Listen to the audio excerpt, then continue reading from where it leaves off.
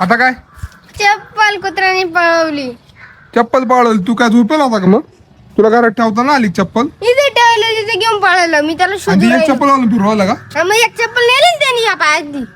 एक चप्पल घेऊन गेला कोणत्या कुत्र्याने नेले माहिती का हा त्या पाय तिकडे पाय मग सापडली का चप्पल नाही जाते ते चाऊ चालते राहिलं का पुढं तरी पावसाला असेल चाऊ राहिलं ते. आजूबाजू पडेल असेल कुठंतरी त्या पाय. अरे चप्पल पाय त्या कुत्र्याला नको पाहू तू आता मग?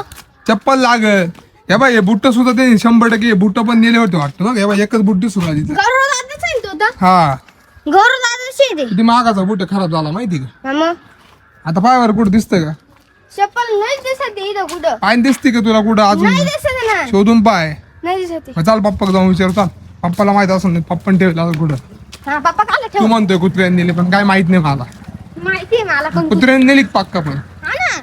चाल बरं पप्पा हो पप्पा अरे पोरे काय म्हणून माऊली कुत्र्याने चप्पल नेली म्हणे माई हा? हा हा, कुत्र्याने.